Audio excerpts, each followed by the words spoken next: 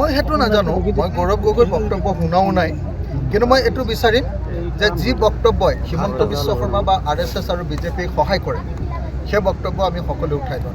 আপোনাৰ বিৰুদ্ধে আমি কোনো এনেকুৱা ধৰণৰ বক্তব্য প্ৰকাশ কৰা উচিত নহয় যি বক্তব্যই সাম্প্ৰদায়িক বিজেপিক সহায় কৰে।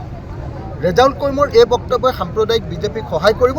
গতিকে ৰেজাউল কৰ্মে একেবাৰে হাল্লা হুলস্থুল হোৱাৰ আগতে একদম নিজে নিজে মানে যাক কয় আৰু মানে নিজ গুণে মৰীক্ষণ কৰা বুলি কয় যে তেওঁ নিজে নিজে এই বক্তব্য উঠাই লোৱা দৰকাৰ। আৰু এনেকুৱা ধৰণৰ বক্তব্য দি বিজেপি সাম্প্ৰদায়িক বিজেপিক আকৌ এবাৰ শাসন ক্ষমতা ল'বলৈ যাতে চান্স নিদিয়ে তাৰ কাৰণে মই আহ্বান জনাইছোঁ। মই আকৌ কৈছোঁ যে বাৰম্বাৰ এটা কথা কৈছোঁ, আমাৰ শিৱসাগৰৰ এক বিশেষ ঐতিহ্য আছে।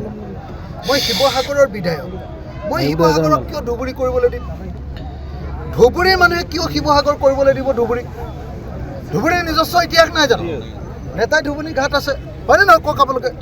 তো গতিকে প্ৰত্যেকটো ঠাইৰে নিজস্ব ইতিহাস ঐতিহ্য থাকে, সেই ঐতিহ্য কোনেও ভংগ কৰিব নোৱাৰে। সেই ঐতিহ্য আৰু ইতিহাসক লৈ সকলো মানুহ গৰ্বিত হৈ থাকে। ধুবুৰীক লৈ আপোনালোক গৰ্বিত হয়নে নহয়? আমি শিৱসাগৰক লৈ গৰ্বিত।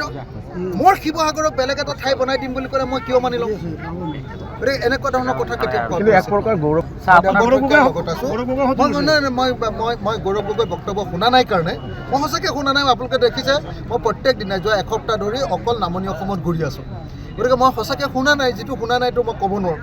যিটো মই শুনিছোঁ, দেৱব্ৰত শইকীয়াৰ বক্তব্য মোলৈ পঠিয়াই দিছে, মই সেই বক্তব্য শুনিছোঁ। আৰু সেই বক্তব্য শুনি মই দেখিছোঁ যে নাই, দেৱব্ৰত শইকীয়াই সঁচা কথাটোৱে কৈছে।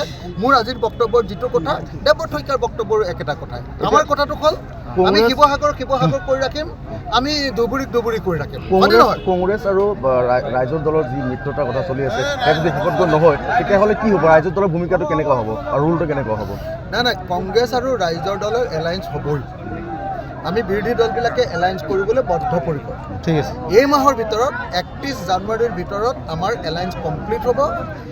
আসন ভাগ বিতৰণক লৈ মিটিং চলি আছে। কালিও এখন মানে বৈঠক অনুষ্ঠিত হৈ গৈছে। কালিও এখন দেৱব্ৰত শইকীয়া ডাঙৰীয়াৰ লগত এখন বৈঠক অনুষ্ঠিত হৈ গৈছে। গতিকে একদম মই আপোনালোকক খাটাং কৰি ক'ব পাৰোঁ আপোনাৰ বিৰুদ্ধে যে জানুৱাৰী মাহৰ ভিতৰত আপোনাৰ